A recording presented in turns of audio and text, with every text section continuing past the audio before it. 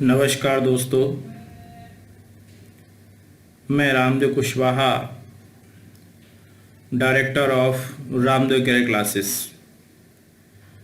आज मध्यकालीन इतिहास के 9वें पार्ट पर डिस्कशन करने जा रहा हूँ। आज का टॉपिक है मुगल दरबार। कल तक अपन ने दिल्ली सल्तनत को देखा था। दिल्ली सल्तनत में कुल 5 वंश पढ़े अपन ने, जिसमें से गुलाम वंश, खिलजी वंश, तुगलक वंश, सैयद वंश और लोधी वंश। इसमें अपन ने लोधी वंश का अंतिम शासक पढ़ा था इब्राहिम लोधी, और इब्राहिम लोधी की हत्या करता है बाबर। कहा जाता है कि युद्ध होता है पानीपत का प्रथम युद्ध। उस युद्ध में बाबर इब्राहिम लोधी को हरा देता है और इस प्रकार से दिल्ली सल्तनत की समापन होता है और यहीं से मुगल दरबार की क्या होती है, शुरुआत। तो आज का जो टॉपिक है वो है मुगल दरबार। आज अपन मुगल दरबार पे चर्चा करेंगे। मुगल दरबार में कुल जो राजा हुए उनमें से पहला शासक बना बाबर, जो कि रहा 1526 से 1530। फिर इसके बाद आया हुमायूं, जो कि रहा 1530 से 1540 और 1555 से 1556। यानी हुमायूं के 2 शासनकाल हैं, 30 से 40 और 1555 से 56। इसी के बीच 2 राजाओं ने और शासन किया। एक है शेर शाह सूरी और एक इसका पुत्र आदिल शाह सूरी। शेर शाह सूरी ने शासन किया 1540 से 1545 और आदिल शाह सूरी ने शासन किया 1545 से 1555। तो हुमायूं की जिंदगी बर्बाद करने में इन 2 लोगों का महत्वपूर्ण योगदान रहा, शेर शाह सूरी और आदिल शाह सूरी। इसके बाद राजा बना अकबर। अकबर राजा रहा 1556 से 1605। फिर जहांगीर 1605 से 1627। फिर शाहजहां 1627 से 1658 और इसके बाद औरंगजेब 1658 से 1707। ठीक है, तो इन 6 राजाओं को देखना है। अब इन्हीं में देखा जाए यदि, तो बाबर का पुत्र माना जाता है हुमायूं। बाबर का पुत्र कौन था? हुमायूं। ठीक है, हुमायूं का पुत्र कौन है? तो अकबर। अकबर का पुत्र कौन है? तो जहांगीर। जहांगीर का पुत्र कौन है? तो शाहजहां। शाहजहां का पुत्र कौन है? तो औरंगजेब। यानी एक दूसरे, तो पहले बाबर, ये नाम याद रखना है, बाबर, हुमायूं, अकबर, जहांगीर, शाहजहां और औरंगजेब। ठीक है, और बीच में 2 लोग और आएंगे, एक शेर शाह सूरी और इसका पुत्र आदिल शाह सूरी। ये समय भी हमें याद रखना है। अब अपन पहला राजा शुरू करते हैं, बाबर। कब से कब तक रहा? 1526 से 1530। तो आज अपन बाबर के बारे में डिस्कशन करेंगे। बाबर मुगल दरबार का पहला शासक माना जाता है। किसको? बाबर को। कब से कब तक रहा? 1526 से 1530 तक। बाबर का मूल नाम जो था वो था जहरुद्दीन मोहम्मद बाबर। ये इसका पूरा नाम माना जाता है, जहरुद्दीन मोहम्मद बाबर। जन्म इसका हुआ था 1483 में उज्बेकिस्तान के फरगना नामक स्थान पर। कहाँ हुआ था? उज्बेकिस्तान के फरगना नामक स्थान पर। इनके पिता का नाम था उमर शेख मिर्जा। क्या नाम था? उमर लिखा है वो, उमर शेख मिर्जा। और माता का नाम था कुतलुग निगार खानम। क्या नाम था? कुतलुग निगार खानम। पत्नी थी माहिम सुल्ताना। ठीक है, अब इसके आगे देखते हैं। बाबर का पूरा नाम था जहरुद्दीन मोहम्मद बाबर। आप इब्राहिम लोधी के चाचा आलम खां लोधी और मेवाड़ के शासक राणा सांगा, ये 2 नाम याद रखना है, जिन्होंने आग्रह किया था कि आप आक्रमण करो। किसके ऊपर? इब्राहिम लोधी के ऊपर। और बाबर भारत में आया और बाबर की एंट्री जो होती है वो आक्रमण से ही होती है। ठीक है, कहा जाता है आते ही बाबर ने 4 युद्ध किए। इन 4 युद्धों को ध्यान से देखें। पहला युद्ध किया पानीपत का प्रथम युद्ध। कब हुआ? 1526। किसके किसके बीच हुआ? तो इब्राहिम लोदी और बाबर। दूसरा युद्ध हुआ खानवा का युद्ध 1527, किसके किसके बीच हुआ? तो राणा सांगा और बाबर। तीसरा युद्ध हुआ चंदेरी का युद्ध 1528, किसके किसके बीच हुआ? तो मेदिनी राय और बाबर। और चौथा युद्ध हुआ घाघरा का युद्ध 1529, महमूद लोधी और बाबर, यानी अफगानों और बाबर के बीच कह सकते हैं। इनकी एक ट्रिक है, आपकी ये ट्रिक भी याद रखना है, ठीक है, क्योंकि कई बार कुछ लोग हैं, हालांकि ट्रिक अपनी जगह है, बाकी याद करना है आपको। पानी पियो, खाना खाओ, चाय पियो, घर जाओ और मर जाओ। इससे बना क्या? पानी पियो मतलब पानीपत का प्रथम युद्ध, खाना खा मतलब खानवा का युद्ध, चाय पियो मतलब चंदेरी का युद्ध, घर जाओ यानी घाघरा का युद्ध, और मर जाओ यानी 1530 में बाबर की मृत्यु हो गई।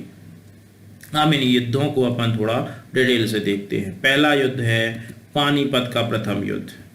कब हुआ पानीपत का प्रथम युद्ध? तो ये हुआ 1526। किसके किसके बीच? तो एक तरफ था सेना बाबर की और दूसरी तरफ सेना थी इब्राहिम लोदी की। तो दोनों के मध्य इब्राहिम लोदी याद आ रहा है, लोदी वंश का अंतिम शासक था कौन? इब्राहिम लोदी। बाबर ने इस युद्ध में इब्राहिम लोदी को हरा दिया और युद्ध क्षेत्र में ही मार दिया। तो अपन ने कल के लेक्चर में, जो पिछला लेक्चर था, उसमें पढ़ा था कि एकमात्र ऐसा दिल्ली सल्तनत का शासक था इब्राहिम लोदी जिसकी युद्ध में लड़ते लड़ते क्या हुई थी? मृत्यु। इस युद्ध को कहते हैं पानीपत का प्रथम युद्ध। जितने भी ये नाम होते हैं, पानीपत, हल्दी घाटी, ये सब खानवा, ये सब स्थानों के नाम हैं। क्या है? ये स्थानों के नाम हैं, उन्हीं के नाम पे इन युद्धों का नाम पड़ा। तो ये पानीपत, पानीपत के युद्ध भी 3 हैं, आगे आएगा पानीपत प्रथम, पानीपत द्वितीय, पानीपत तृतीय। अभी हमने केवल बात की पानीपत का प्रथम युद्ध। किसके किसके बीच? ध्यान रखना है, बाबर और इब्राहिम लोदी। कब हुआ? तो 1526। इस युद्ध में एक इम्पोर्टेंट घटना घटी कि इसी युद्ध में बाबर ने तोपखाने और तुलगमा नीति का क्या किया था? प्रयोग। कहा जाता है पहली बार इतिहास में तोपखाने का प्रयोग किया था बाबर ने, ठीक है, और तुलगमा नीति, छिप के वार करना, ये 2 नीतियों का प्रयोग किया था पानीपत के प्रथम युद्ध में। इस युद्ध में बाबर को बहुत सारा धन मिला, ठीक है, जो कहा जाता है जिसे अफगानिस्तान ले गया और काबुल, जो अफगानिस्तान की राजधानी है काबुल, वहां के निवासियों को एक एक चांदी का क्या दिया? सिक्का। सभी को एक एक चांदी का सिक्का दिया। और इस उदारता के कारण ही बाबर का एक नाम और भी है, बाबर को कलंदर भी कहते हैं। कई बार क्वेश्चन ये रिपीट हुआ है कि बाबर को किस अन्य नाम से जाना जाता है? तो वो नाम है कलंदर। फिर दूसरा युद्ध हुआ खानवा का युद्ध। कब हुआ? 1527। किसके किसके बीच हुआ? तो यह युद्ध हुआ बाबर और मेवाड़ के शासक राणा सांगा। किसके किसके बीच हुआ? बाबर और मेवाड़ के शासक राणा सांगा के मध्य हुआ। इस युद्ध में बाबर ने राणा सांगा को हरा दिया। कहा जाता है कि राणा सांगा स्वयं गए थे निवेदन करने, किससे? बाबर से, कि युद्ध करो किसके ऊपर? इब्राहिम लोदी, और हम आपका साथ देंगे। लेकिन कहा जाता है पानीपत के प्रथम युद्ध में राणा सांगा ने बाबर का साथ नहीं दिया, इसीलिए बाबर ने हमला कर दिया किसके ऊपर? मेवाड़ के शासक राणा सांगा पर, और इस युद्ध को जाना गया खानवा के युद्ध के नाम से। किसके नाम से? इस युद्ध को कहते हैं खानवा का युद्ध। इस युद्ध में कहा जाता है राणा सांगा ने जमकर मुकाबला किया और लगभग हार की कगार पे आ गया था। तब इसने एक घोषणा की थी जिहाद की। काय की घोषणा? तो ये भी क्वेश्चन आता है कि जिहाद की घोषणा किस युद्ध में की गई थी? तो खानवा में, ठीक है। जिहाद का मतलब होता है किसी भी चीज को जब धर्म से जोड़ दिया जाए तो उसे हम कहते हैं जिहाद। क्या बोलते हैं? जिहाद। जैसे आपने लव जिहाद, प्यार को धर्म से जोड़ दें तो उसे लव जिहाद के नाम से जाना जाता है। तो ये धर्म को जोड़ना जिहाद है। एक युद्ध और हुआ इसके बाद, चंदेरी का युद्ध। कौन सा युद्ध हुआ था? चंदेरी का युद्ध। कब हुआ? 1528। किसके किसके बीच? एक तरफ सेना थी बाबर की और दूसरी तरफ सेना थी बुंदेलखंड के शासक मेदिनी राय के बीच। इस युद्ध में भी बाबर की क्या हुई, विजय हुई और बाबर ने मेदिनी राय को हरा दिया।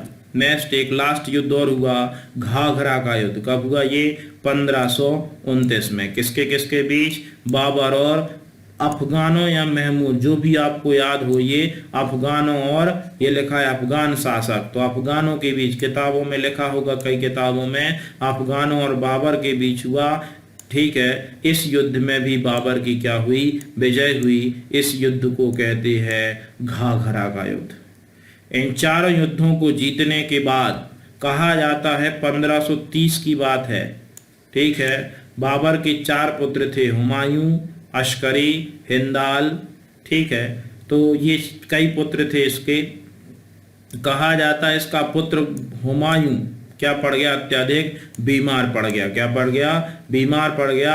तब फिर बाबर ने अल्लाह से दुआ मांगी थी, खुदा से दुआ मांगी थी, हे खुदा मेरे पुत्र को ठीक कर दो और मुझे चाहे मार दो। और भगवान ने इनकी दुआ क्या कर ली, कबूल कर ली।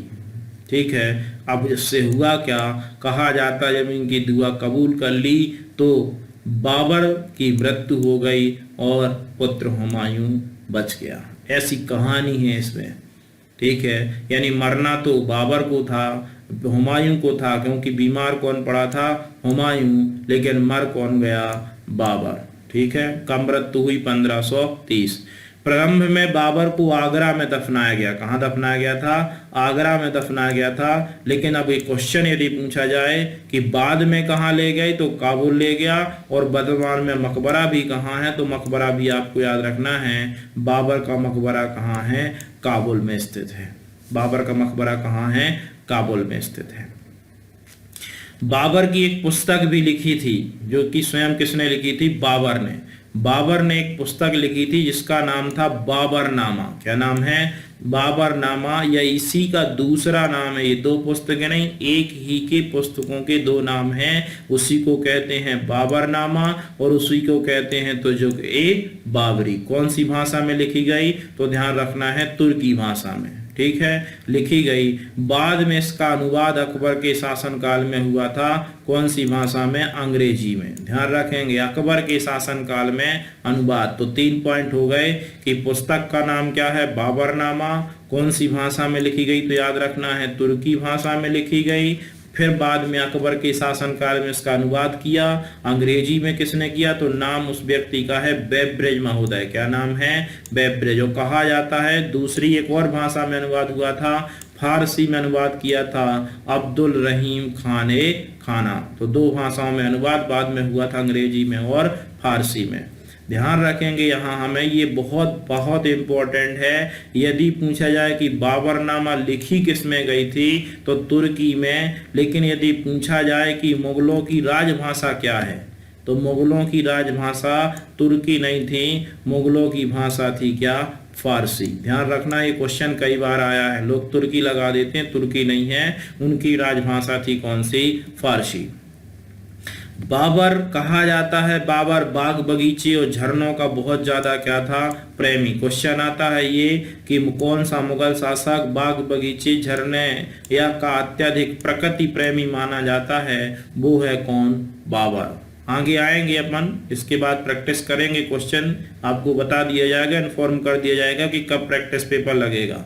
ठीक है, लेकिन आप लोग वीडियो देखते रहें ध्यान से, तभी वो प्रैक्टिस पेपर होगा। तो ये प्रेमी माना जाता है। बाबर के शासनकाल में ही मुंबईयान शैली पद्धति का क्या हुआ था? प्रारंभ। ठीक है, तो बाबर के शासनकाल में भी एक शैली बनाई गई थी जिसका नाम है मुंबईयान पद्धति।